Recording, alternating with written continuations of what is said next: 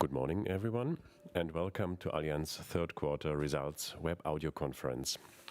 As usual, our CFO, Giulio Terzariol, will guide you through the quarterly results and will then take your questions.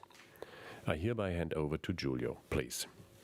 Thank you, Oliver. Good morning to everybody. Welcome to the call for the third quarter results of Allianz. As always, going to page 3. I'm going to start from the 9 months result first. And as you see, we have a strong set of results with a revenue growth of 7%, which is driven by the property casualty segment. So here you can see our continued effort to react to the inflation that we have been seeing. And also we see growth on this basis in the life and health insurance segment. The operating profit is at 11 billion, which is about 4% higher compared to the operating profit of last year, and also it's ahead of our expectation. When we look at the segment, in the property casualty segment, we have a 5.3 billion operating profit. This is actually in line with the expectation, also in line with prior period. Here we see a slightly higher combined ratio compared to 2022 and also compared to our expectation. On the other side, also the investment income is higher on the background of the higher interest rates. So all in all, we end up with a performance which is absolutely in line with the outlook that we gave you a few months ago. On the life health side, we have a very strong operating profit of 3.8 billion. This is significantly ahead of last year. That's also a consequence of the first time implementation of IFRS 17 in 2022. But more importantly, this is ahead of our expectations defined by our outlook. And then in asset management, with 2.2 billion of operating profit, we are in line with the expectation. And as you see, we had another quarter of positive inflows. So all in all, for the 9 months, we are at about 30 billion of inflows. The last comment on the core net income, that is up 26% over last year. Here, clearly, we need to recognize also that last year we had some noise because of the structured alpha situation and also because of the disposal of Voya, of our GI business to US business to Voya.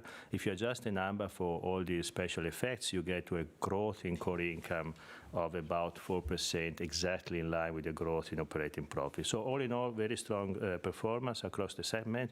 We should keep in mind that in 2022, we had a record operating profit for Allianz, and based on the numbers that we are seeing right now, I would say we are pretty positive that we are going to end up having a record operating profit also for 2023. And with that, we can go now into the quarter, where we have a growth rate of 9% on revenue. This is even higher compared to the growth rate that we had for the 9 months, so which means there is a sort of acceleration in the growth, and this is explained mostly by the life health business and also by asset management. So right now we see the revenue growing asset management as opposed to the trend that we saw in the prior quarters. The operating profit is at 3.5 billion. That's clearly below the level last year, but here we need to recognize also the significant amount of net cats. We went back to see in our archives when we had something of this level, and we had to go back to 2011, first quarter 2011, to get to something similar to what we saw in this quarter. So on the basis of the amount of net cat that we had, the underlying performance actually is very, very strong. So that's also a strong sign of the fact that the business is definitely going in the right direction on an underlying basis. On the life health, also another good quarter. That's actually significantly better than our expectation by about 5 percentage points. And then in asset management, another solid quarter with 800 million operating profit and inflows, as I was saying before, of about 11 billion. So again, a sign of the strength of the underlying performance of the group. And as we talk about strengths, I would like to go to page 7, where we have the solvency ratio, which is now at 212%. That's an improvement of 3 percentage points compared to the level that we had at the end of June. And also, as you see, the sensitivities are reduced compared to what we had in June. So overall, I would say the package or level of Solvency II and sensitivity is definitely very strong, and that has been also recognized by a rating agency like Moody's that upgraded our rating from AA3 to AA2. So now we are basically one of the few insurance companies having that kind of rating. So very strong rating and also very strong solvency as defined by the level and also by the sensitivity. Now if we go to page 9, you see the classical waterfall where we explain the movement of the solvency capital, and basically what happened in the quarter. We benefited once again from the organic capital generation. That's about 2 percentage points when you deduct taxes and dividend, and also the market movement was slightly positive. So these are the two main effects explaining the increase of the solvency ratio to 212. So strong results on the capitalization level, and now we can move, as always, into the segments at page 11. And that's actually a very good picture for 3 reasons. First of all, the headline number of 10.8% is a good number. The second reason why that's a good picture is because you see basically growth on all OEs, so that's a widespread growth. We don't have growth driven just by a couple of entities, but that's across basically the entities. And the third reason why that's a good picture is also because the rate change or renewal is keeping up a good momentum, and that's definitely positive as we think about the future development of performance of the segment. Now we can move to page 13. That's about the development of the operating profit in the quarter.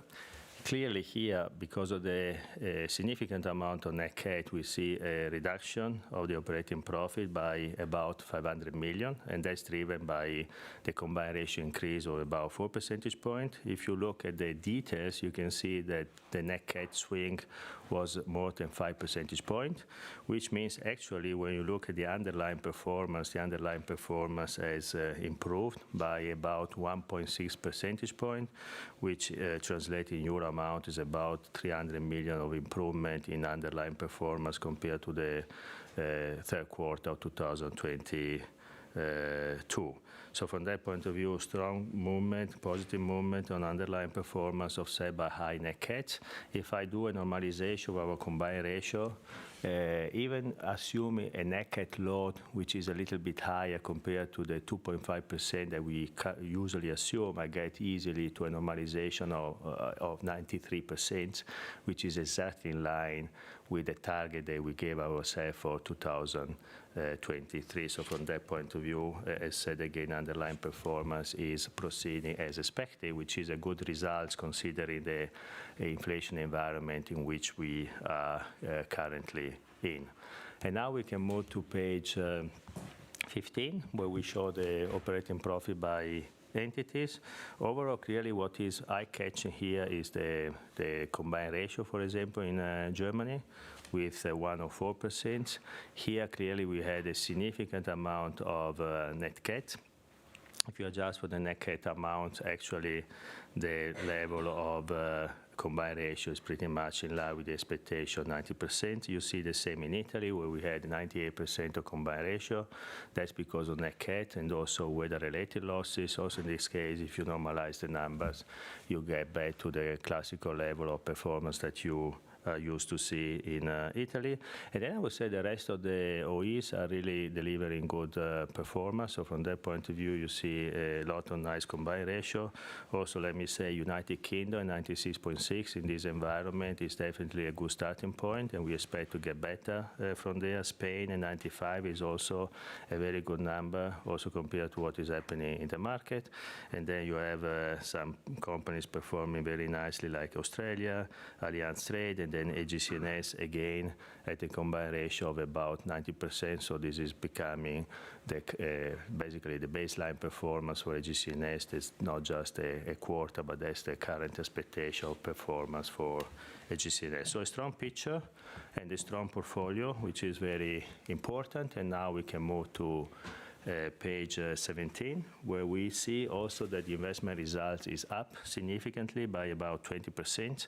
That's not surprising because clearly we see a nice lift coming from the interest rate level. And if you look at the right side of the slides on the upper end, you can see that the economic investment yield went up from 3.5 last year to 4.7% this year. Actually, we're not showing here the 2021 number, but in 2021 that number was only 1.3%. So we went from 1.3% of investment yield to 4.7%. And you need to think that in this segment we are investing 20 billion per annum of investment. So that's clearly a big swing for the performance of the segment, and this cannot be neglected. As we speak about inflation, you can see that we are reacting with rate increases, but you need also to consider that we are getting significantly higher investment income. So in a nutshell, as I'm closing on the comments for the segment, strong underlying combined ratio, also strong investment results. We had clearly an exceptionally high level of net cat. We can have a long debate about what the right normalization for net cat should be, but it's clearly not 7% per quarter. So from that point of view, we are very confident that on an underlying basis, even including net cat load or conservative net cat load, we are very much in line with our 93 combined ratio. And with that, we can move to the life segment, where we have also positive news. When we look at the present value of business premium, is up 7% compared to last year. If you adjust for FX effects, the number will be even slightly on the double-digit side. And so that's the first news here. Then if you look at the quarterly progression, in the first quarter, the present value of business premium was down compared to the first quarter 2022. In the second quarter, we had already a reversion where the growth of the production was higher compared to last year. In third quarter, we had again this kind of trend where we see more growth compared to last quarter. So basically, we are getting to a trajectory of growth in production compared to what we saw towards the end of last year or the beginning of this year. So I think we are getting now into a different trajectory. The value of new business, it's up 2%. If you adjust for a fix, we are basically up 6%. So also here you can see a nice dynamic compared to the numbers of last year. And it is clearly a 6.2% of new business margin. That's definitely a very healthy level of new business margin. So we're totally happy with the profitability of the business. And now we see also the growth is coming back. Let's see what happens next quarter. Now we have 2 quarters of consecutive growth. Let's see what happens in the fourth quarter. And if we have a good fourth quarter, we should be able to have a growth for the year compared to what we had in 2022. On the operating profit side, at page 20, no, CSM, sorry, first at page 21.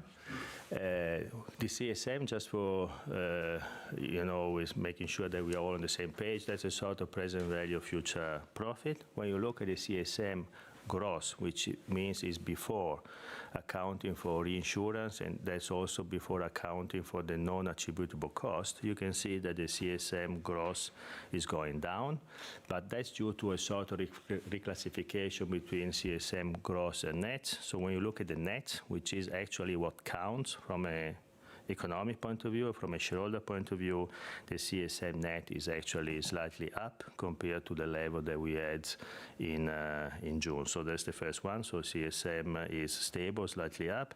The second point, the normalized growth of the CSM is positive at about 1%. That's slightly below what we saw in Q1 and Q2, or in the first half of the year, but that's normal because Q3 tends to have less production compared to other quarters. So the best view here is to look at the year-to-date number, and with 3.3% normalized CSM growth, we are well on track to be in the range of 4 to 5%, which is our expectation for the CSM growth. And the final point, you can see the economic variances are negative, but that's mostly due to the fact that interest rates went up, and this is not a sign of having less profit is just a method discounting the profit. So basically the present value of this profit is lower, but the amount of profit is actually not changing. I would even argue that the safety of those profits is high in a high interest rate environment, but then the discount is clearly going to be lower. So all in all, I would say, as you say in German, alles in grünem Bereich, so everything is okay, and we are very happy again to look at these numbers because they give a good indication of how this present value future profit is moving. Now, at page 23, we come to the operating profit, which is, as I was saying before, below the prior period, but that's because of the noise coming from the first-time implementation in 2022. Actually, the best way to look at this number is comparing it to our outlook divided by 4, and that's about 5% growth in profit compared to our expectations. So from that point of view, we see that operating performance is coming at least at the level that we were expecting to see when we put the plan together. At page 25, we had a view by companies. I will not spend too much time on the details, also because there is this noise in the comparison to prior period coming from the first-time implementation. But I can tell you that basically what we see also on the OE level is very much in line with the expectation of performance for the single OE. So also here, no surprises, and the message is rather on the positive side as opposed to on the negative side. So all in all, a good present value new business premium, very solid new business margin. We see growth coming back in, and the stability of the operating profit is there as expected, and also the net CSM is going up a bit in the quarter. Now we come to asset management. In asset management, the assets under management are stable at 2.2 trillion. If you include also the proprietary assets, if you just look at the third-party assets, we are stable at 1.7 billion. And we can move straight to the next page, which is 29, where we had the evolution of the third-party assets under management. And you can see here 10 billion or 11 billion of flows. They are coming mostly from PIMCO, and that's basically the third quarter in a row that we see positive flows for a total, if you remember, about 30 billion for the 9 months. The flows are coming mostly from fixed income and partially also from alternative. Otherwise, you see also positive flows, especially in the US. The other drivers like market movement and FX have offset each other. So basically, the growth that you see here in the third-party assets under management is all due to organic development. Going now to page 31, on the revenue, we see now revenue growth once you adjust for FX and also for the consolidation of Voya. You can see basically a positive development of about 4.5%. That's also driven by the amount of performance fees that we got in the quarter, but even if you adjust for that, you can see basically a flat growth in the basis performance fees, and that's different from the picture that we saw in the prior quarter. So there is definitely a stabilization coming in because of the market development, which is a little bit more stable, and also because we are posting positive flows quarter over quarter. A final comment on the fee margin. This looks like lower compared to the prior period, but here there are some technical effects like the number of fee days, or in the case of AGI, the numbers were still including Voya for a month. The best way to look at this number is to compare the fee margin to what we had basically in the prior quarter, so Q1 and Q2, and these numbers are higher compared to what we had in the first half of 2023. So also from that point of view, we see stable margin, and actually the quarter has been even a little bit higher compared to what we saw in the first part of the year. Now we come to the operating profit, which is stable over the 2022 level. In the case of PIMCO, you see a growth in operating profit of about 2%. If you adjust for FX, the growth of operating profit is about 9%. Here, clearly, we were also supported by the performance fees, but at the end of the day, they are part definitely also of the performance of PIMCO. They are going to be increasingly relevant for the performance of PIMCO. So from that point of view, strong performance with a 9% adjusted FX growth growth of the operating profit.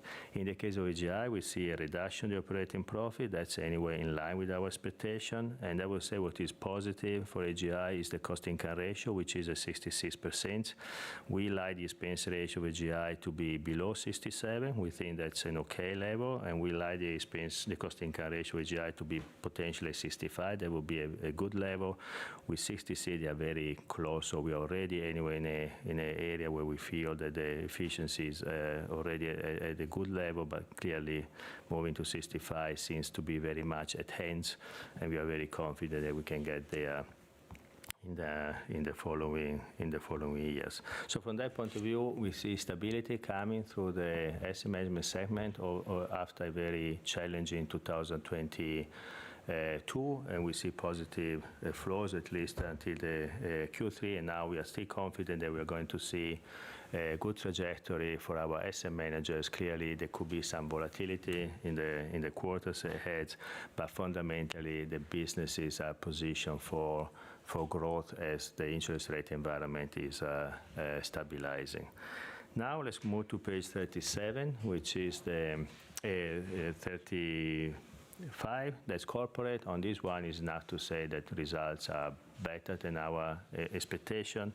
And then we can move to page 37, which is about the below-the-line items. Here you can see the minus 662 million of swing compared to the third quarter 2022.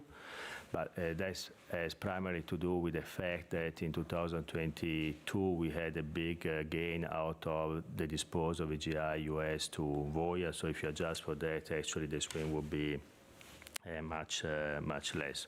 All the other positions are more or less offsetting each other. So all in all, we end up at 2.1 billion of net income, core net income. This is slightly below, clearly, our normal level of performance, but that's just because of the amount of net cats that we had in the property casualty segment. So if you adjust for that, again, a very strong underlying performance and also a healthy level of core net income. And now we move to the last slides. Here we are going back again to the 9 months view. To summarize the results of Allianz on a year-to-date view, we have growth in revenue, we have growth in operating profit. You should remember that last year we had record operating profit, so from that point of view we are well positioned to get to another year with record operating profit. The solvency ratio at 212 is very strong, and the sensitivity level has been reduced. And as you know, we got this upgrade from Moody's. So we, on the capital deployment, you can see here the 1.5 billion of capital buyback that we are basically concluding as we speak. I like to also remind that in 2022, in November, we announced a buyback of 1 billion. So basically, in a period of 12 months, we have made buyback for 2.5 billion, so that's a significant amount. And also, we have completed a small acquisition in Italy. We have completed a small acquisition in Italy, so we have deployed 3 billion of capital basically in the last 12 months. And as always, we try to combine buyback with also growing our franchise on a consistent method. So a lot of good news. As you can see in the results, and you know, we have 140,000 colleagues that are behind these great results, and so my thank you as always goes to these wonderful colleagues. And with that, I'd like to take your questions.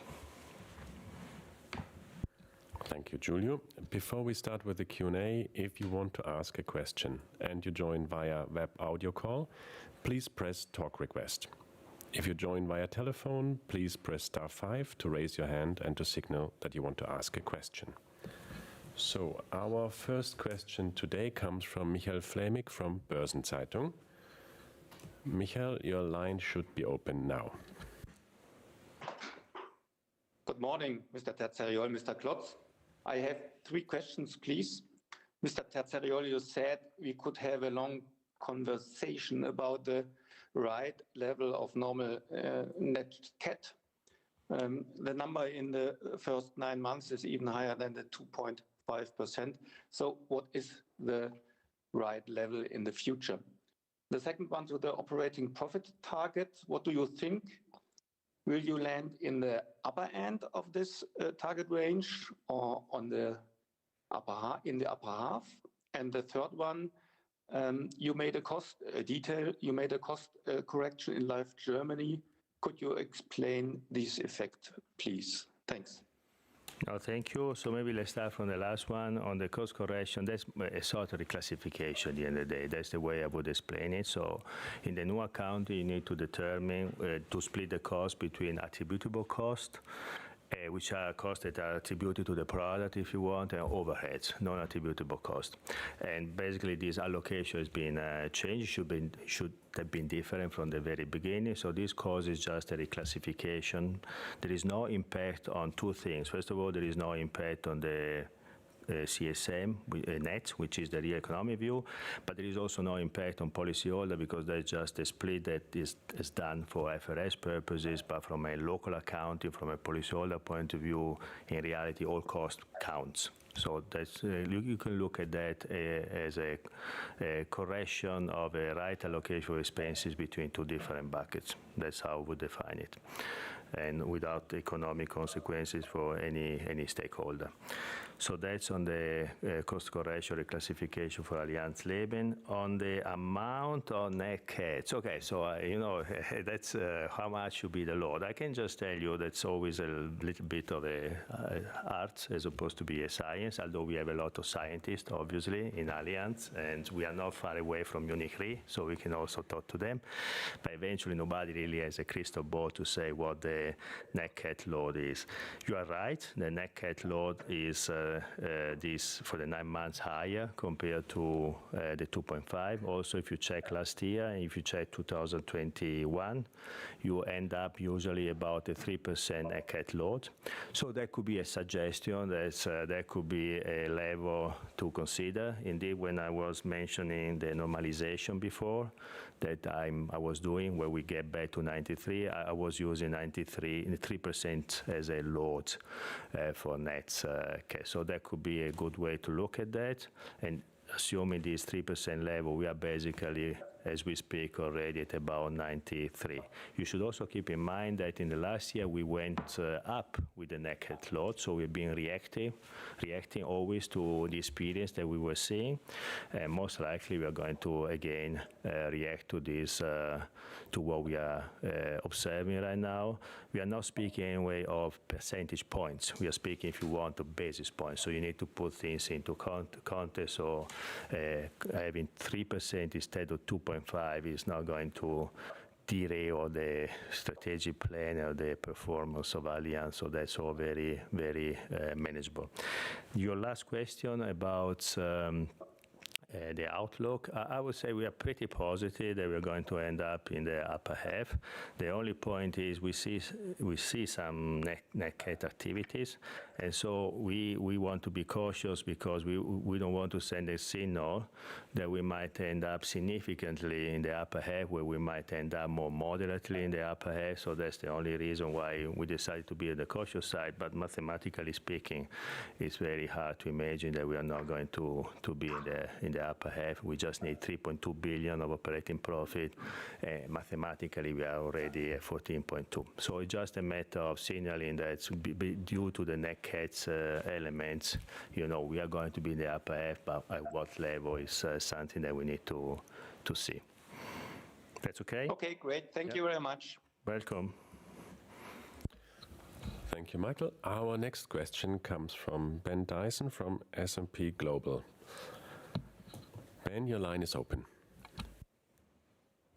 Oh, hi, good morning. I've got a couple of questions, if I may. I just wanted to ask first of all about the amount of net cat on the P&C side in the third quarter. I'd just be interested in this 1.3 billion. If you can sort of spell out what the biggest contributors to that were and what the amounts were, if possible, and also just further on the net cat, whether how much of that is down to changes that the reinsurers have been making and Allianz retaining more, and whether this is going to affect your reinsurance buying strategy.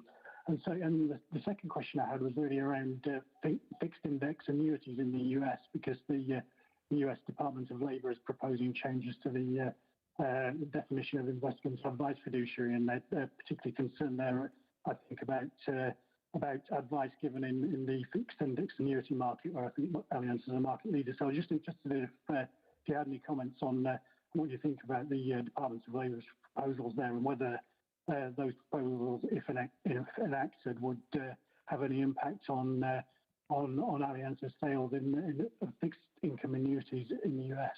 Thank you very much. No, thank you for your question. So the first question was, because it was not always easy to understand you because the line was breaking up a bit, but I understand the first question was the sort of split of the net cats. I can tell you between the different drivers, I would say we had a lot of activity between Italy and Germany. Then we had also some activity in Austria. We had also a little bit of exposure from Hawaii. But I can tell you in Germany, we are running out of name. We had Sturmtief, Dennis Erwin, Sturmtief Berns, Hailstorm Tief Unai, Sturm Tisna. So there were a lot of activity, and the major one was the Storm Dennis Erwin with about 330 million. It might be even a little bit higher than that. So we are speaking of about 400 million just coming from that event. And then we have another sequence of smaller events.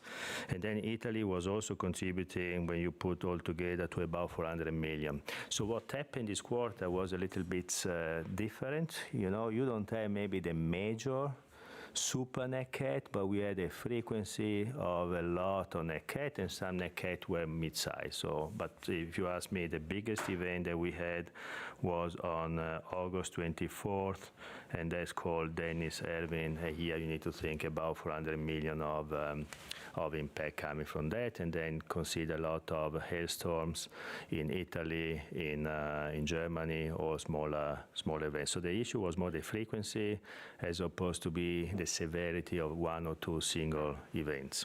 So that's on the cats. On the reinsurance, what is going to happen? That was your question, I understand. I will say the following. So first of all, as you see, reinsurance companies are making good money right now. So from that point of view, I would not expect that reinsurance companies are going to go higher with the price. There was already a big change in price and capacity in 2022. So from that point of view, I think that the market is going to be pretty stable. As far as Allianz is concerned, we are not seeing a lot of losses to reinsurance companies right now. So I expect that we are going to be definitely capable to renew the program at this level in 2020. For 2024.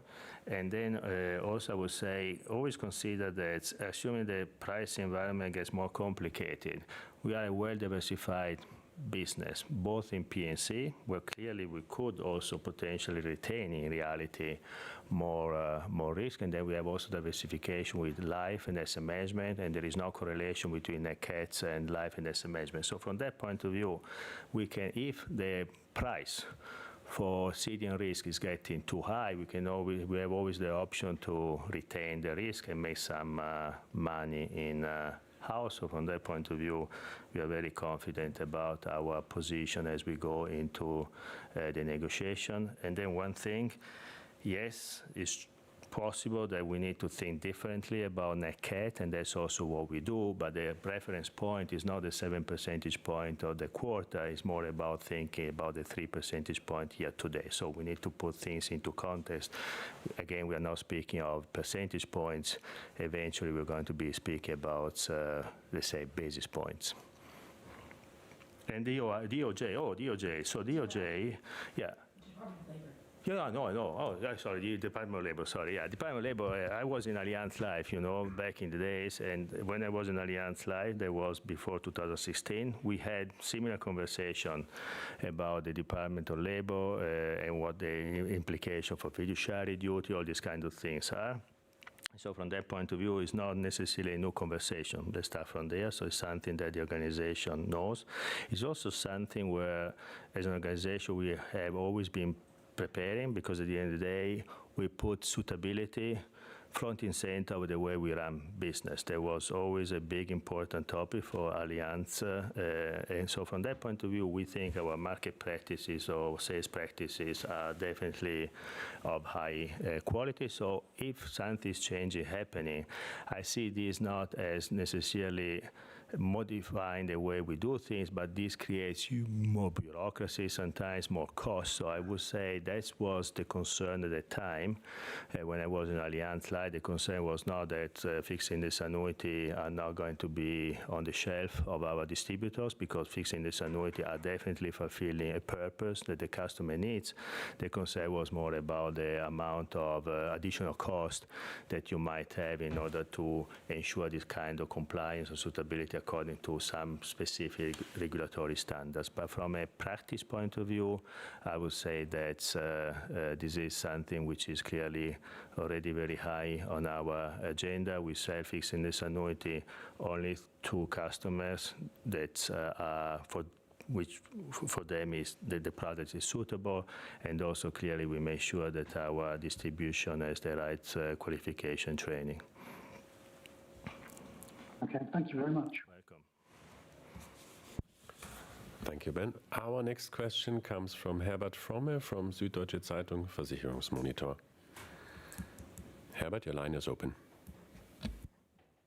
Good morning. 3 questions on page 3.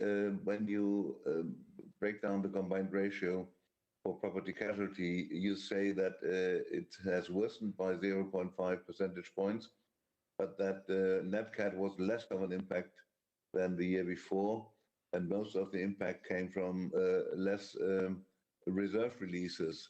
Now, is that a result of inflation and you having to strengthen reserves in motor and other lines? And do you expect more with inflation biting in reserve strengthening? How will that impact your profitability in the medium term? My second question, page 15, you show that German property casualty had 0 profit in the third quarter. And you mentioned the number of storms that hit, especially the German operation. Perhaps you could give us the names and the figures for the 2 biggest again, because I fail to understand that. Third question is, what's the schedule for you handing over to your successor, and when will you sadly be leaving Germany, sir? When I'm going to leave Germany? When I'm going to leave Germany? Oh, okay. So maybe let's start from the last one. I'm going to be moving in January, but I will not leave Germany. Germany is still a very nice place, so we are pretty rooted here in Germany, also with my family, so I'm going to move professionally to Milan, but I will still be around here in Munich, and so from that point of view, I'm not really leaving the country, let's put it this way.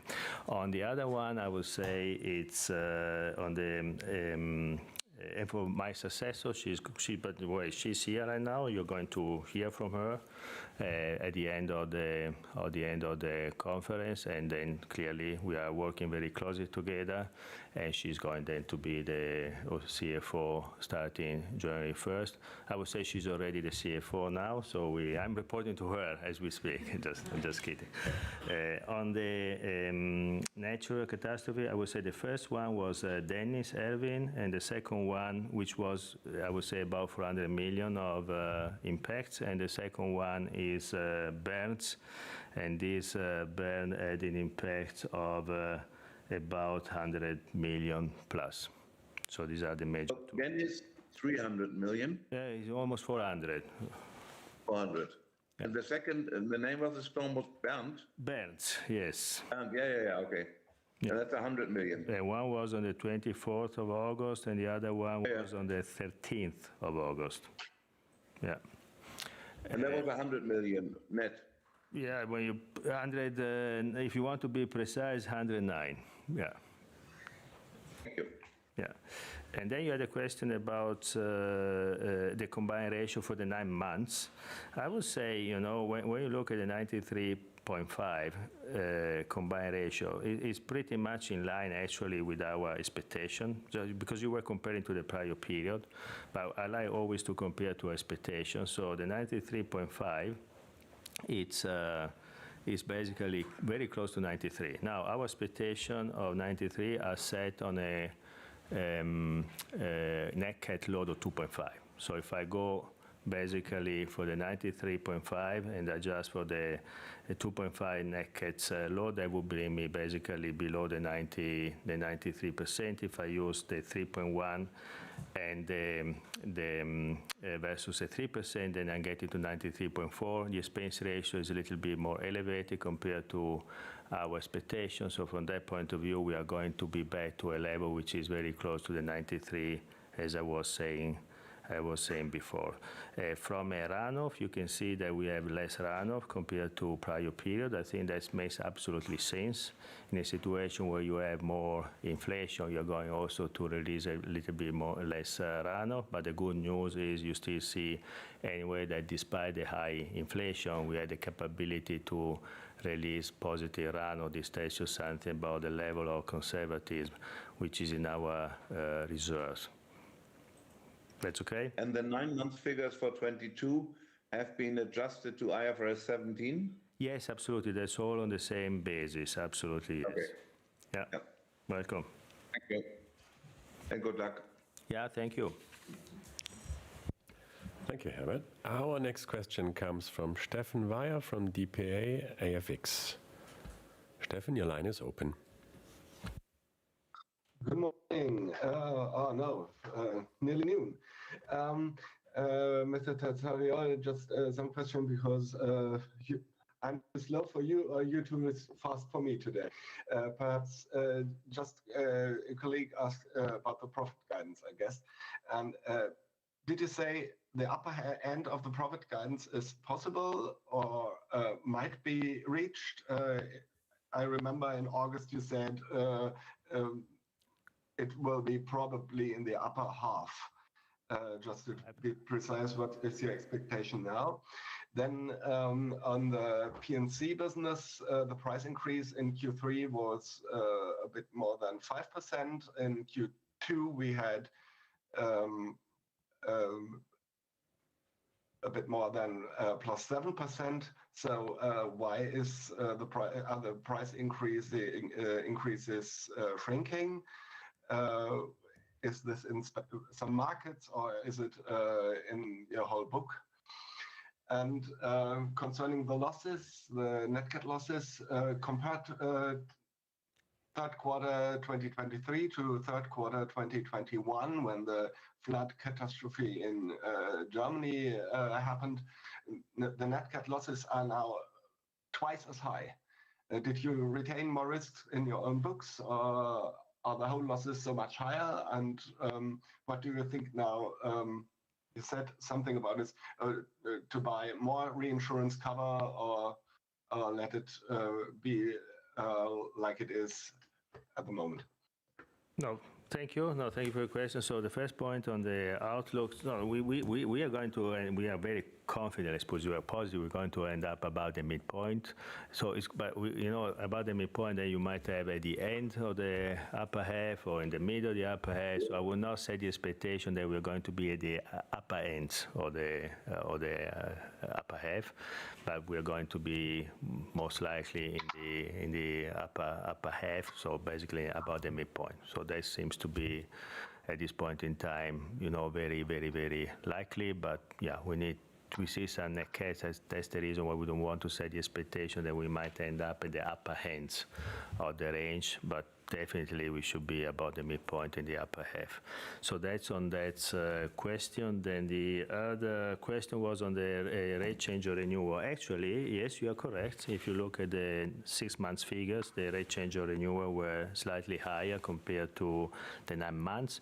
But that's due just to Allianz Partners, where the rate change or renewal went down. In reality, if you look at all other entities, you see stable rate change or renewal in Germany. You see even a lift in the UK, you see slight increase in France, an increase in Australia, slight increase in Italy, an increase in Spain, an increase in Switzerland. So from that point of view, in reality, we are speaking just of a mix issue, if you want, and there is a difference in rate changes at partners, which is not anyway the business where inflation is representing a problem. In all the countries where we need to react to inflation, the rate change on renewal either stable or going up. And if you ask me, my expectation would be that they're going to continue to go up, because fundamentally we are geared to do some additional rate changes as we go into the end of the year and at the beginning of next year. On your last question about if we are taking more risk, yes, but this has nothing to do with the amount of net cat load. So fundamentally, in the renewal program of 2022, reinsurance company went up with the attachment point. So you cannot buy reinsurance at the same attachment points we were buying before. That's a fact. And so from that point of view, there is a movement upwards. So from that point of view, yes, we are taking more risk. The reality is, even with the old reinsurance program, we would have the same amount of net cat that you see, because basically we are not dealing with huge net cats which are hitting the attachment point. We are dealing, not the previous attachment point, we are dealing with more frequency of net cat. So the fact that we had a 1.2 billion net cat load has nothing to do with the change in insurance program. That's just the way it is. That we are taking some more risk, if you want, that's also correct, but that's all marginal. And as I was saying before, considering the size of our operation, considering the diversification of our operation, I would say we are a very low risk company. And don't forget, 9 months, 11 billion operating profit, record profit. So I would say that you need to put always into the right context. So from that point of view, I think we are an extremely stable company. Thank you. Just one additional question concerning the net cat. You say Central Europe, we had Italy, and we had Austria, and then Slovenia and Croatia. Is this right? Or is there some markets where you are not very exposed? Yeah, we had Italy. For me, is not Central Europe. Yeah, but Italy, that's definitely. And then we had also Slovenia, Austria. We had also, which was the same event, I understand. So we had also some losses coming from there. But we had also some losses coming from the UK. We had some losses coming from France. So at the end of the day, it's a laundry list of small activities. But philosophically, I would say the main activities were in Germany and in Italy. That's where you got the bulk of the net cat load for the quarter. Can you split this up, the 1.3 billion? No, we can do that. Maybe let's do that, because I had the numbers in front of me, but I will not start saying 10 million here, 5 million there. Holger can give you the number, because here we have really a laundry list. I start from, I have all the names that you can imagine in Germany. So Holger can give you the splits, because right now just starting giving you at least 15 numbers. I don't think it's appropriate. But we do that. Yeah, we do that, absolutely. Yeah, we can give you in all kind of slice and form and shapes. Yeah. Okay. Yeah, welcome. Thank you, Stefan. So you will get from me more details. Our next question comes from Stefan Karl from Bloomberg. Stefan, the line is open. Yes, good morning. Also from my side, I have one question regarding buybacks. There's some speculation among analysts that Allianz actually might be abandoning those spot announcement of buybacks and move more to an annual disclosure of buybacks. We didn't see a buyback announcement today, so I'm just wondering, is this a sign of Allianz indeed moving to like yearly disclosures of buyback versus like having, smaller ones, maybe 2 throughout the year? No, okay, thank you for your question. So absolutely, I would say that would be our desire and wish to move the conversation more on an annual basis instead of having this conversation basically on a quarterly basis. I'll give you an example. In May, just that you understand how it works, in May we announced a buyback. The call we got in the morning was not about tell us about the buyback, was about when is going to be the next buyback, so that's exactly what we want to avoid. I think on our side, maybe I didn't do a good job to put a sort of pace and rhythm, so we want to change that so that there is more clarity about, you know, when we are going to announce a buyback, and we don't have this debate every quarter, because that's fundamentally not a super healthy debate. What you can be assured is that we are going to deploy capital. So nobody here is sitting on any capital. As I was saying just a few minutes ago, from November 2022 to now, basically we deployed 2.5 billion of capital.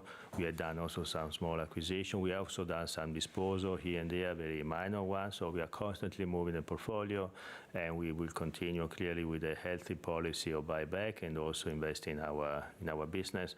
But definitely, I think the idea is to start talking about buyback with a pace which is known to everybody, instead of having this kind of conversation on a quarterly basis that is not potentially, you know, the best use of our time and also of our investors' time. Thank you very much. Welcome. Thank you, Stefan. Our last question comes from Maximilian Volz from Plato Verlag. The line is open.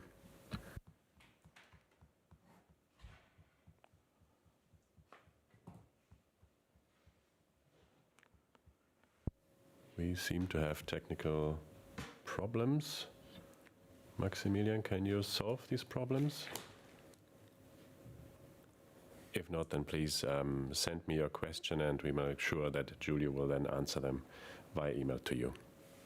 Sorry for that, Maximilian, but thank you for raising the hand. So that was our last non-question, unfortunately. Perfect. So since, as you know, that's my last call with Allianz, I want just to tell you that it's been a pleasure, really, doing this quarterly calls from you, and I found the interaction always to be very fair and constructive. So really, it was a pleasure. So thank you really for that. And now I would like to introduce you to my successor, Claire-Marie. She, just a few words, she's an actuary by training. She's a French actuary by training. She has an extensive industry experience. She did P&C and she did life. She was in a reinsurance company doing capital management before, so she saw basically everything. She has been in the last years the CFO of AGCS, and you've seen the combined ratio of AGCS is pretty cool, actually, and that's clearly the effort of a lot of people, but Claire-Marie has been leading definitely together with Joachim that effort, so I think that's a very good visiting card. And as you might know, I like to do Excel models on the weekend. That's what I like to do. Claire-Marie likes to read science fiction book, and she told me she likes science fiction because she sees mathematical pattern behind the science fiction book. So both of us like math, just in different shape, and that's something good for a CFO. And the last point is she's a wonderful person. She's really a wonderful person, so I'm very, very happy that she's taking ownership of the finance function, and which is clearly a function which is very close to my heart. And with that, Claire-Marie, I turn it over to you. So thank you very much, Giulio. I'm actually quite moved because I was not expecting such nice words today. So thank you very much also from my end. You know, you have been a great mentor to me for many years, and I will dearly miss you within Allianz, but I'm also looking forward to the ongoing conversations we will for sure keep. So now maybe to all of you, I'm very happy to have had the chance today to listen to the conversation. I'm actually really looking forward to further exchanging with all of you as I move into my new role as of 1st of January. And until then, I would like to thank you very much all again for attending this call. And I hand over back to you, Holger. Thank you, Claire-Marie. Thank you, Giulio. So this concludes our earnings call for today. We meet again for the discussion of Allianz fourth quarter numbers on 23 February. Thank you and bye-bye.